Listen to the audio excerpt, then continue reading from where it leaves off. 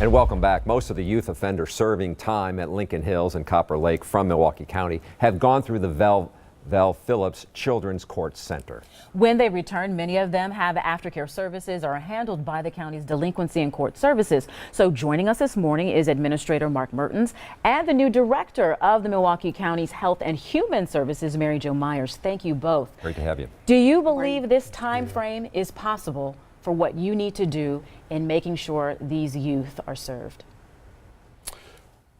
Well, I think it's an optimistic time frame. Okay. I'm hoping that it's realistic. We certainly want to see movement as quickly as possible. We're encouraged again by the movement. We hope this is an opportunity for real reform of juvenile justice, juvenile corrections services in Wisconsin.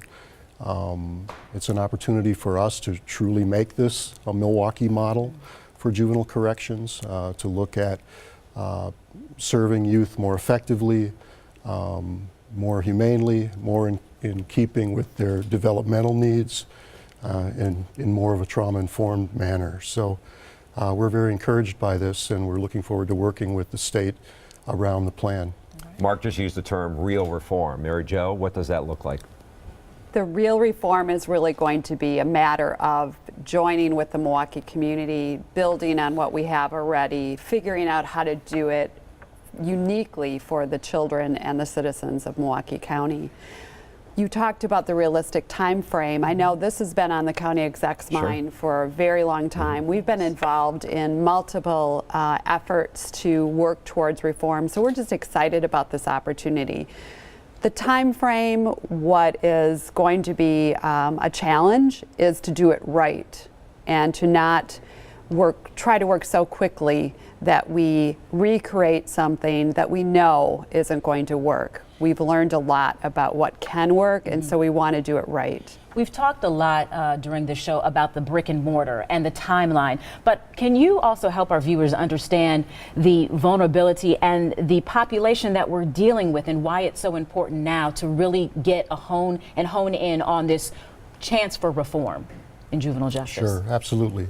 Well, and I think, as was mentioned earlier, it's necessary for us to have a full continuum of services in Milwaukee County that can serve youth no matter what their needs are, no matter what the needs for community safety are. There are some youth that need to be in a secure setting for community safety purposes. The governor's plan, I think, is to address those youth locally in lieu of sending them away to Lincoln Hills or Copper Lake.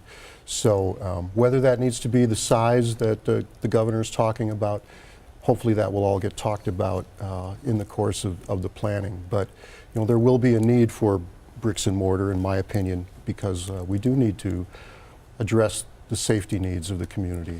I would add, though, that bricks and mortar, again, let's take this opportunity to do it right and to be creative and innovative. There's so many things you can do, knowing that you have to have a secure setting to make sure that the community is safe, but also doing best practice, staying innovative about what really works for kids.